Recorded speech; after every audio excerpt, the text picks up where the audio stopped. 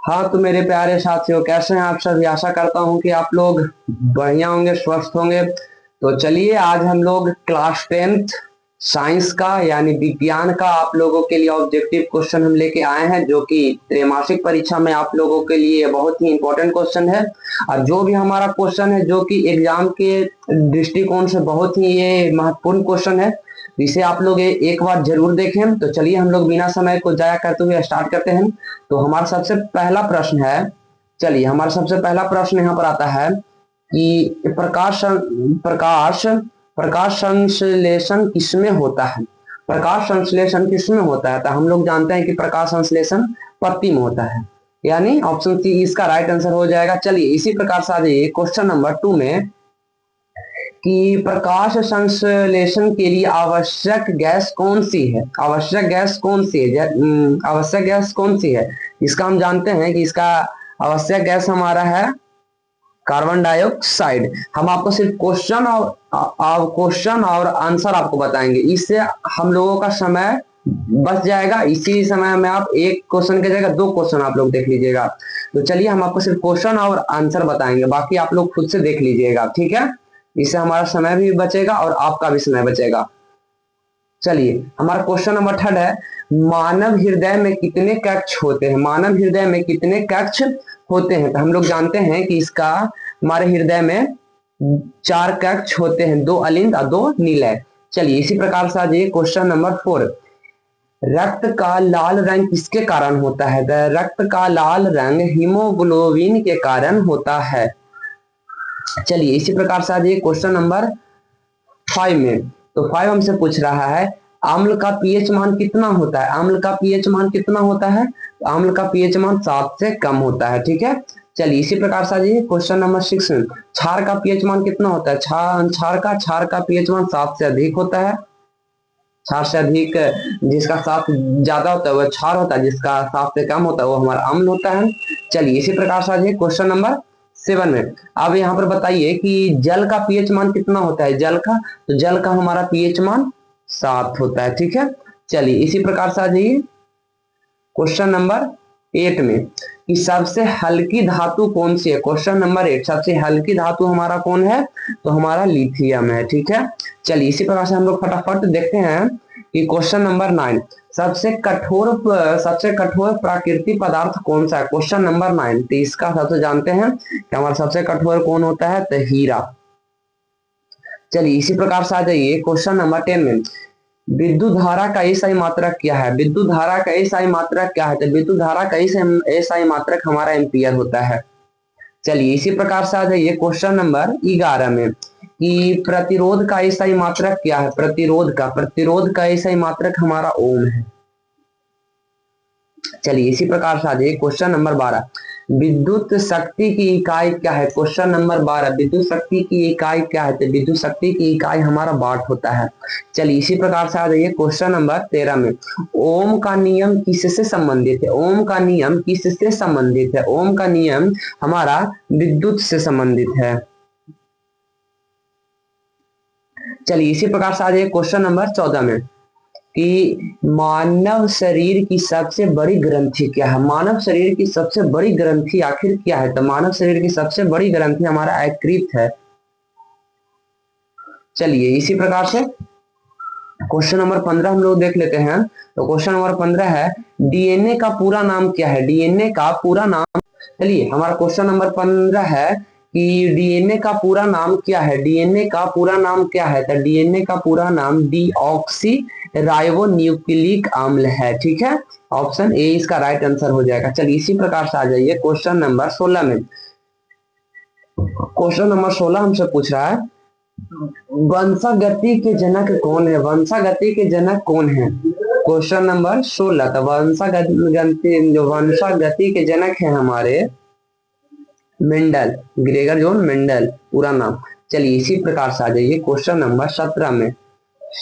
17 number हमसे पूछ रहा है, विकासवाद का सिद्धांत किसने दिया था। क्वेश्चन नंबर 17, विकासवाद का सिद्धांत किसने दिया था, तो इसका राइट आंसर हो जाएगा डार्विन ने दिया था। चलिए इसी प्रकार से आ जाइए क्वेश्चन नंबर 18 में सूर्य का मुख्य ऊर्जा स्रोत क्या है? सूर्य का मुख्य ऊर्जा स्रोत क्या है? Question number 18। इसका राइट आंसर हो जाएगा नाभिकीय संलयन, यानी ऑप्शन बी इसका राइट आंसर हो जाएगा। चलिए इसी प्रकार से आप लोग देखिए क्वेश्चन नंबर 19। मानव नेत्र में प्रतिबिंब कहाँ बनता है? मानव नेत्र में प्रतिबिंब कहाँ बनता है? इसका राइट आंसर हो जाएगा मानव नेत्र में प्रतिबिंब हमारा कहाँ बनता है? तो हमारा रेटिना पर बनता है, यानी ऑप्शन बी इसका राइट आंसर हो जाएगा। चलिए आप लोग जल्दी जल्दी देखिए, 20 क्वेश्चन हमारा कंप्लीट होने वाला है। तो चलिए, निकट दृष्टि दोष में कौन सा लेंस उपयोग होता है? Question number 20। तो निकट में हमारा अवतल होता है, अवतल लेंस का प्रयोग होता है। चलिए इसी प्रकार से आ जाइए क्वेश्चन नंबर 21। दूर दृष्टि दोष में प्रयोग होता है। चलिए क्या होता है? किसी उत्तल होता है, इतना तो आप लोग जानते ही हैं। चलिए आगे बढ़िए क्वेश्चन नंबर 22 में, इंद्रधनुष कितने रंगों का होता है? क्वेश्चन नंबर 22 हमसे पूछ रहा है इंद्रधनुष कितने रंगों का होता है? इसका हम लोग बता दीजिए। इंद्रधनुष हमारा 7 रंग का होता है। Question number 22। चलिए इसी प्रकार से हम लोग देख लेते हैं क्वेश्चन नंबर 23 को। चलिए आगे बढ़ते हैं। सफेद प्रकाश किसका मिश्रण है? Question number 23। सफेद प्रकाश जो है हमारा किसका मिश्रण है? तो सफेद प्रकाश जो है हमारा 7 रंगों का मिश्रण है। जो भी आप लोग देखें 7 रंगों का ये मिश्रण है, ठीक है, सफेद रंग। चलिए इसी प्रकार से आ जाइए क्वेश्चन नंबर 24 में, ऊर्जा का एसआई मात्रा क्या है? ऊर्जा का एसआई मात्रा क्या है? 24 क्वेश्चन नंबर। ऊर्जा का इसका मात्रक होता है जूल ऊर्जा का। चलिए इसी प्रकार से आ जाइए क्वेश्चन नंबर 25 में, शक्ति का एसआई मात्रा क्या है? Question number 25। इसका हो जाएगा शक्ति का हमारा वाट होता है, ठीक है।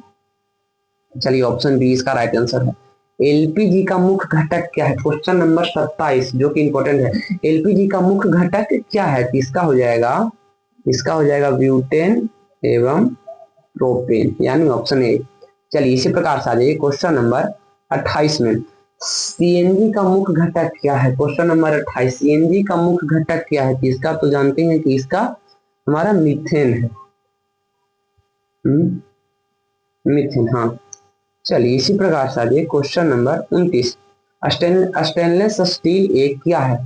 क्वेश्चन नंबर 29 हमारा स्टेनलेस स्टील क्या है? तो क्वेश्चन 29 का हो जाएगा ये हमारा एक मिश्र धातु है, ठीक है। ये हमारा है जो कि एक मिश्र धातु है। चलिए इसी प्रकार से आ जाइए क्वेश्चन नंबर 30। पीतल किन धातुओं का मिश्रण है? क्वेश्चन नंबर 30 हमसे पूछ रहा है पीतल किन धातुओं का मिश्रण है? तो हमारा इसका मिश्र तांबा और जस्ता का है, ठीक है। पीतल जो हमारा होता है तांबा और जस्ता का होता है। चलिए इसी प्रकार से आ जाइए कांसा किन धातुओं का मिश्रण है? Question number 31। ये हमारा तांबा और टीन का होता है, ठीक है। कांसा हमारा तांबा और टीन का होता है। चलिए इसी प्रकार से आ जाइए क्वेश्चन नंबर 32 में, साबुन किस माध्यम में अधिक प्रभावी होता है? क्वेश्चन नंबर 32 ये हमारा मृदुल जल में, ठीक है। चलिए इसी प्रकार से आ जाइए क्वेश्चन नंबर 33। सबसे अधिक अभिक्रियाशील धातु है? क्वेश्चन नंबर 33 आप लोग इसका बताइए, सबसे अधिक अभिक्रियाशील धातु कौन है? अभिक्रियाशील धातु किसका हो जाएगा? पोटेशियम।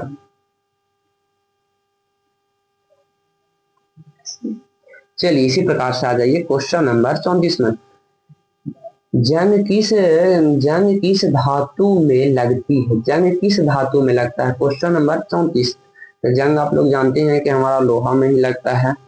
चलिए इसी प्रकार से क्वेश्चन नंबर 35। मानव शरीर में सबसे अधिक मात्रा में पाए जाने वाले तत्व हैं, ठीक है। तो क्या है क्वेश्चन नंबर 35? तो इसमें क्या हो जाएगा? ऑक्सीजन। क्या हो जाएगा? ऑक्सीजन। मानव शरीर में सबसे अधिक मात्रा में पाया जाने वाला तत्व है तो ऑक्सीजन।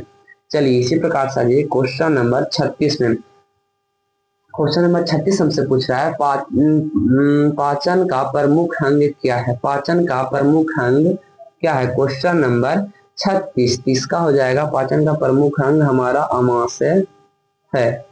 चलिए इसी प्रकार से आ जाइए, मूत्र का निर्माण कहाँ कहाँ होता है, मूत्र का निर्माण कहाँ होता है, तो मूत्र का निर्माण हमारा यकृत में होता है।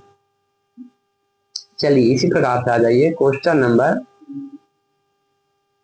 38 में कि पौधों में जल का परिवहन किस ऊतक द्वारा होता है। इसका एक हम आपको शॉर्टकट बता देते हैं कि पौधों में जल का परिवहन जल से हो जाएगा जाइलम, ठीक है, और जहां पर भोजन ये सब आ गया वहां पे आप फ्लोएम मार दीजिएगा, ठीक है। तो जल से आप लोग याद रखिएगा जाइलम, ठीक है, और जो बच गया फ्लोएम, आप ऐसे भी इसको याद कर सकते हैं, ठीक है। जल का परिवहन हमारा जाइलम से होता है, ठीक है। इसी प्रकार से आइए क्वेश्चन नंबर 39, भोजन का परिवहन किस ऊतक द्वारा होता है। चलिए इसका तुरंत क्वेश्चन आ गया है, चलिए आप लोग इसका बताइए।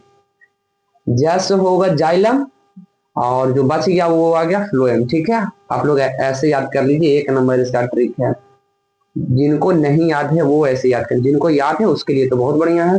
चलिए इसी प्रकार से क्वेश्चन नंबर 40 में, क्वेश्चन नंबर 40 इसका पूछ रहा है प्रकाश का वेग लगभग कितना है। प्रकाश का वेग लगभग कितना है, इसका राइट आंसर हो जाएगा 3 × 10 के पावर 8 मिनट सेकेंड।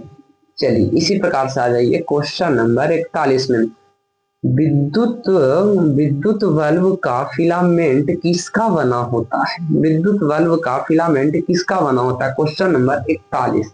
इसका आप लोग जानते हैं टंगस्टर, यानी ऑप्शन बी इसका राइट आंसर हो जाएगा। चलिए इसी प्रकार से आ जाइए क्वेश्चन नंबर 42 में, चुंबक में कितने ध्रुव होते हैं। चुंबक में कितने ध्रुव होते हैं, तो चुंबक में हमारे 2 ध्रुव होते हैं, ठीक है।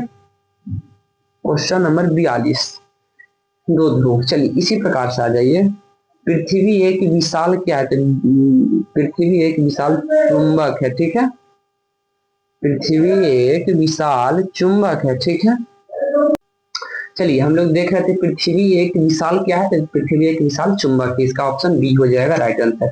चलिए इसी प्रकार से हम लोग आगे आते हैं, तो क्वेश्चन नंबर 44, कार्बन का परमाणु संख्या कितना है। तो कार्बन का परमाणु संख्या हमारा 6 होता है, ठीक है। चलिए इसी प्रकार से आ जाइए क्वेश्चन नंबर 45, ऑक्सीजन का रासायनिक सूत्र क्या है। ऑक्सीजन का हमारा हो जाएगा O2, ठीक है। चलिए इसी प्रकार से आ जाइए, पानी का रासायनिक सूत्र क्या है, तो पानी का हमारा H2O होता है, कहाँ गया ए। चलिए इसी प्रकार से आ जाइए, सामान्य नमक का रासायनिक सूत्र क्या होता है, क्वेश्चन नंबर 47। तो सामान्य नमक का रासायनिक सूत्र हमारा होता है NaCl। चलिए इसी प्रकार से आ जाइए क्वेश्चन नंबर 48, बेकिंग सोडा का रासायनिक सूत्र क्या होता है, क्वेश्चन नंबर 48। तो हमारा इसका हो जाएगा क्वेश्चन नंबर 48, बेकिंग सोडा, इसका हो जाएगा NaHCO3 बेकिंग सोडा, ठीक है। आप लोग इसे याद रखिएगा। चलिए धोने का सोडा का सूत्र क्या होता है, उसका रासायनिक सूत्र क्या होता है, क्वेश्चन नंबर 49। इसका राइट आंसर हो जाएगा, इसका राइट आंसर हो जाएगा Na2CO3 × 10H2O। चलिए इसका हो जाएगा। चलिए अब हमारा लास्ट क्वेश्चन है, जीवाश्म ईंधन का उदाहरण है, जीवाश्म ईंधन का उदाहरण है, तो हमारा क्या है कि हमारा कोयला है। चलिए आपको यह वीडियो कैसा लगा कमेंट करके आप हमें जरूर बताइएगा। अगर आप अभी ये पूरा वीडियो आप देख लिए हैं तो आपको कल हम बता देते हैं कि इसमें कम से कम आपको 20+ क्वेश्चन आपको कल इससे एग्जाम में आपको मिल जाएंगे। तो तब तक के लिए जय हिंद, मिलते हैं नेक्स्ट क्लास में। चलिए।